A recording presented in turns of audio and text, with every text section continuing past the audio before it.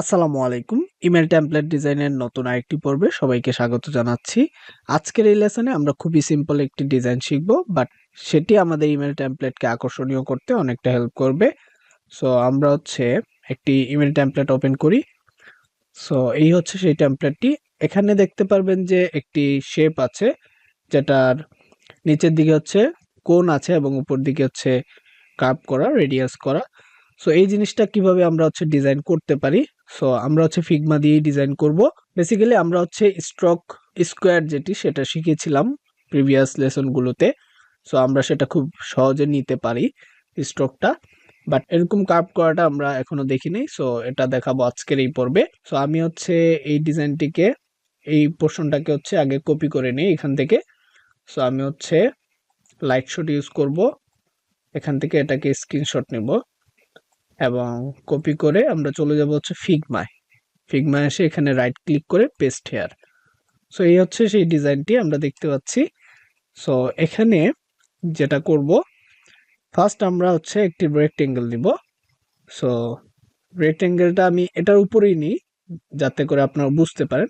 পাশে করতে পারতাম, বাট আপনাদেরকে দেখানোর জন্য এটি উপরেই নিচ্ছি। আপনারা ছোট বড় যে কোনো সাইজের এটা নিতে পারেন। সো এখানে যেহেতু বড় করে নেওয়া, সো সেক্ষেত্রে আমি রেক্টেঙ্গেলটাকে বড় করে নিচ্ছি এখান থেকে। এখানে ফিল কালার আছে, আমি স্ট্রোক দিব, ফিলটা কেটে দিব এবং স্ট্রোকে হোয়াইট কালার দিয়ে দিব।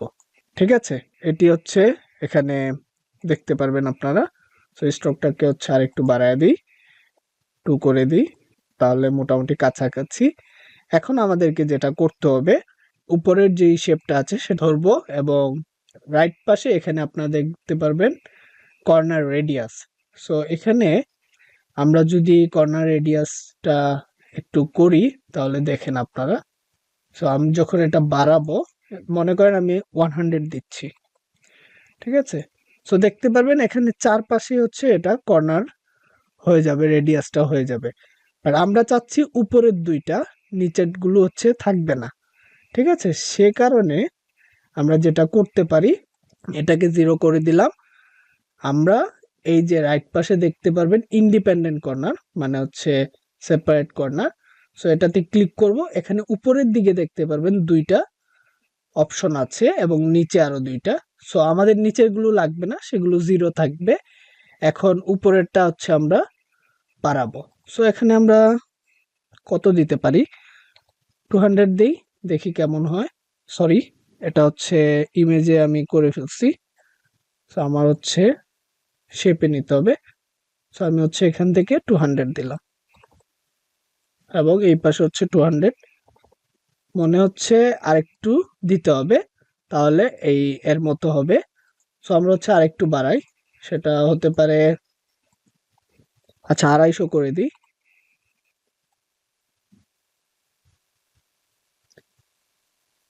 এখন মোটামুটি কাছাকাছি হয়েছে।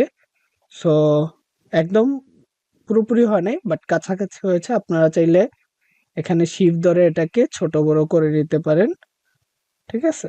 সো আপনাদের মতো করে আপনারা এটাকে ছোট বড় যেরকম ইচ্ছা করতে পারেন, আপনারা ছোট শেপ নিয়েও করতে পারেন। আচ্ছা, সো এটা একটা প্রসেস দেখালাম আমি। এটাকে আমি আবার আগের পজিশনে নিয়ে যাই। সো আমি এখানে 0 করে দিব। আমি আরেকটা প্রসেস আপনাদেরকে দেখাই, তাহলে আপনারা বুঝতে পারবেন, ঠিক আছে। সো আমি এটাকে ধরবো এবং এখান থেকে আমি এটাকে এভাবে কর্নার করব। দেখেন এটা কিন্তু এভাবে চলে আসতেছে, একদম এক্সাক্ট যেটা সেটাই এখানে হবে। সো এই পাশটা আমি সেম ভাবে এই ডটে ধরে আমি এইভাবে যদি টান দেই, তাহলে এটা কর্নার রেডিয়াস হয়ে যাবে।